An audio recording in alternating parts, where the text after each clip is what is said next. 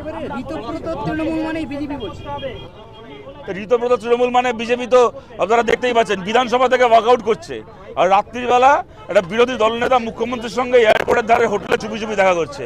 জীবনে শুনেছেন কোনোদিন কোনো রাজ্যের মুখ্যমন্ত্রী আর বিরোধী দলনেতা লুকিয়ে লুকিয়ে হোটেলে দেখা করে? জীবনে শুনেছেন? তার কি বলবে লোকে? কি মনে হয় নতুন সরকারের বিরুদ্ধে একেবারে সরাসরি? দেখুন, পশ্চিমবাংলার বিধানসভার ভেতর 6 জন বিরোধী এমএলএ আছে, সোজা কথা বলছি, বাকি সবাই বিজেপির এমএলএ। মুস্তাফিজুর রহমান, আমাদের নওশাদ সিদ্দিকী, ওদিকে 2 জন রয়েছে কংগ্রেস থেকে, এই 4 জন। আর হুমায়ুন কবিরের তো এখন একটা দল ছেড়ে দিতে হয়েছে, একটা রেজিনগর তো খালি করে দিতে হয়েছে। হুমায়ুন কবির যা ভাষণ দিচ্ছে, 2 দিন পরে হয়তো ও জেলে ঢুকে যাবে, সুতরাং ওই 2 আমি ছেড়েই দিলাম। সেই অর্থ দেখতে গেলে আমাদের 2 জন আর কংগ্রেসের 2 জন, 4 জন বিরোধী পক্ষের এমএলএ রয়েছে, বাকি সমস্ত বিজেপির হাতে আছে অথবা জেলে রয়েছে। সুতরাং এবার যা লড়াই বিধানসভার বাইরে লড়তে হবে এবং সেই লড়াই মাধ্যমে নতুন বিধানসভা তৈরি করতে হবে আগামী দিনে পশ্চিমবাংলায়।